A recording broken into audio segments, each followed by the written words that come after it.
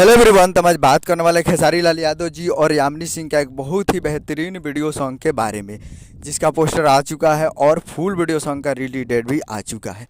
और इस गाने को लिखे हैं प्यारे लाल यादव कवि जी और इसमें म्यूजिक दिया है आर्या शर्मा जी और इसे गाए हैं खेसारी लाल यादव जी, जो कि आपको स्क्रीन के ऊपर दिखाई दे रहा है। जिस सॉन्ग का टाइटल रखा गया है हो गईल झगड़ा, जिसका टाइटल है हो गईल झगड़ा। और ये full video song releasing on 30 अप्रैल को सुबह 6:15 पे फुल वीडियो सॉन्ग को रिलीज़ किया जाएगा। और वीडियो में है खेसारी लाल यादव जी और यामिनी सिंह जी।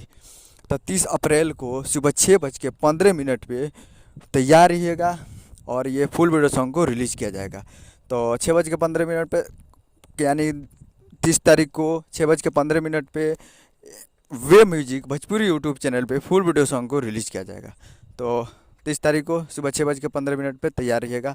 उम्मीद कर रहा हूँ कि वीडियो अच्छा लगा तो चैनल को सब्सक्राइब बेल आइकन प्रेस करिए ताकि ऐसे खेसारी लाल यादव जी का लेटेस्ट न्यूज़ लाते रहें। और वीडियो को लाइक कीजिए। मिलते हैं अगले वीडियो में, तब तक के लिए जय हिंद जय भोजपुरी।